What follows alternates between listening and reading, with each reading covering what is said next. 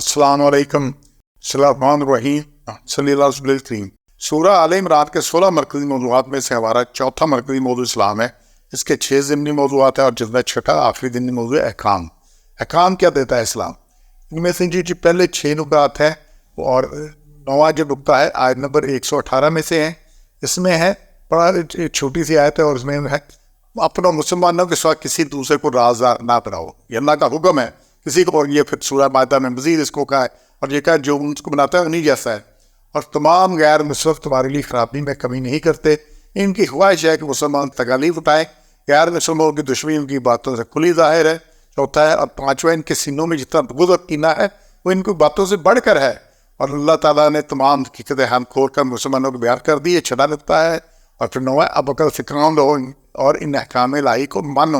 یہ اللہ نے اس میں بڑی واضح باتیں کی ہیں کہ دیکھیے یا اللہ تتقوا بتانا تھا، ایمان والے نہ اپناؤ بیدی کسی کو، بتانا تن اپنوں کے سوا، اپنا راز، اپنا دوست، اپنا اسی کو بلانا ہے۔ وہ کمی نہیں کرتے تمہاری خرابی میں، ان کی خوشی ہوتی ہے جب تمہیں تکلیف ہوتی ہے۔ یہ سارا کچھ میں پڑھے اس آیت کو، اور ان کی باتوں سے ان کی دشمنی نکلتی ہے، ان کی زبان سے جو باتیں کرتے ہیں، اور باتیں میں تو بڑی چرب زبان ہوتے ہیں، نہیں اتنی بات کرتے، بغل میں چھری منہ میں رام رام ہوتا ہے ان کے، اور جو کچھ مخفی ہے ان کے دلوں میں وہ اس سے زیادہ ہے۔ جب ان کو موقع ملے، دیکھو انڈیا میں کیا ہو رہا ہے، اسرائیل میں کیا ہو رہا ہے، کیا کچھ کرتے، ذرا موقع ملا تو ساتھ ہی یہ جناب ہوتے ہیں۔ اور اگر تم عقل ہو، ان کو تم تاقل ہو۔ اب جو نہیں ان کے ساتھ جو دوستی کرتا ہے ان کے ساتھ، باز نہیں آتا ان سے، اللہ کہتا ہے اسے عقل ہی نہیں ہے، یہ عقل سے فارغ ہے۔ پھر جی اگلے 2 نکات ہیں آیت نمبر 100 میں سے 7واں اور 8واں۔ یہود و نصارہ کی بات ماننے والوں کو وہ ایمان سے پھیر دیں گے، اس طرح اہل ایمان کا ایمان ختم ہو جائے گا۔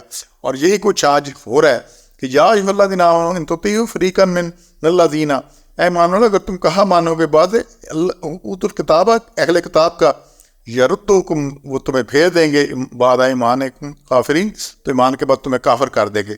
ابھی جو ان سے ملنے والے کیا حال ہے، وہی خرابیاں، وہی سارا وہی سارا کچھ۔ تو جو بھی ان سے کرے گا، دوستیاں کرے گا، ان کے کرے گا، وہ ان کو ایمان سے پھیر دیں گے۔ ان کی تسلی نہیں ہوتی تب تک جب تک مسلمانوں کو واپس ارتداد میں نہ لے آئے، اسلام سے فارغ نہ کر دیں۔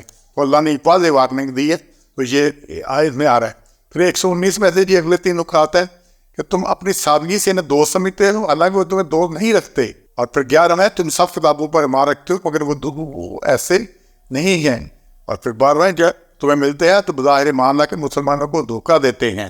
119 میں سے اس آیت کو دیکھیں، صاف اس میں کہا ہے کہ سن لو تم لوگ ان کے دوست ہو اگر تمہارے دوست نہیں ہیں، ملائکم، اور کیونکہ تم سب کتابوں کو مانتے ہو، ان کتابوں کو مانتے ہو، اور جب تم سے ملتے ہیں تو کہتے ہیں مسلمان ہیں، اور جب اکیلے ہوتے ہیں تو اپنے لیے کاٹ کھاتے ہیں غصے سے۔ تو اللہ کا اتنی کچھ سخت بغض ہے، اللہ کچھ ہے تو تم کہو کہ مرو اپنے غصے میں، اللہ دلوں کی باتیں پھوٹ جاتا ہے۔ تو اللہ نے اس سختی سے روکا ہے کہ ان سے دوستیاں نہیں کرنی۔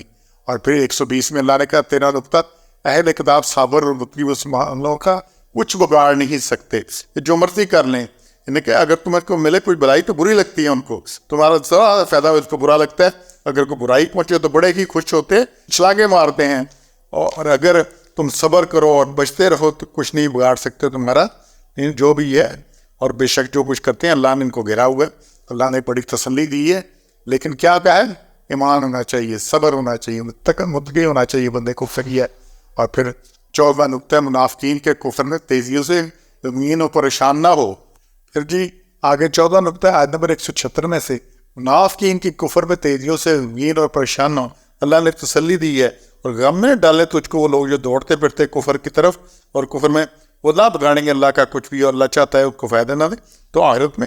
تو اللہ کہتا ہے ان کی تیزیاں تمہارے کسی کو نقصان نہیں، پریشان ہو، لیکن ایمان ہونا چاہیے، ایمان پہ ثابت قدمی ہونی چاہیے۔ اور پھر 15 بڑا سخت نکتہ ہے، عہد کر کے پھر جانے والے فاسق لوگ ہیں، 82 نمبر آیت۔ اب اللہ نے یہ احکام سننے کے لیے نہیں دی ہے، عمل کرنے کے لیے دی ہیں۔ اب جتنی ان سے دوستیاں کرو گے، یہ جتنے اچھا ورلڈ کے دنیا کے دارے ہیں نا، اقوام متحدہ سے لے کر روزنہ IMF بھی، اور ورلڈ بینک بھی، اور ورلڈ ہیلتھ آرگنائزیشن بھی، یونیسیف، یونیسکو، یہ سب ان کے ہیں، سب اہل کتاب کے، یہود و نصارہ کے، انہیں کا گن بن، انہیں کا سارا کچھ ہے۔ اچھا اللہ نے یہ اوپر 14 باتیں آئی ہیں سورت میں، صرف اس سورت میں 14 میں یہ نکات ہے، اللہ نے حکم دیا ہے، یہ اللہ سے عہد ہے، اللہ کے حکم دیا ہم نے مانا ہے، جب ہم نے اللہ کو مانا ہے، اس کے احکام کو مانا ہے، اللہ کہتا ہے پھر عہد کر کے پھر جانے والے فاسق لوگ ہیں. اس آیت کو دیکھیں، چھوٹی سی آیت ہے. فمن تولی بعد ذلک، پھر جو کہ پھر جائے اس کے بعد فاولئک هم الفاسقون، تو پھر نافرمان ہے.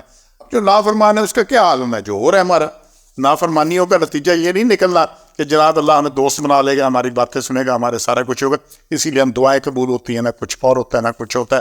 آج رسوائے تو یہ کی ہے، یہ 15 نقطہ ہے، یہ سب پہ حاوی ہے. سبحان ربک رب العزۃ عما یصفون وسلام علی المرسلین الحمد للہ رب العالمین.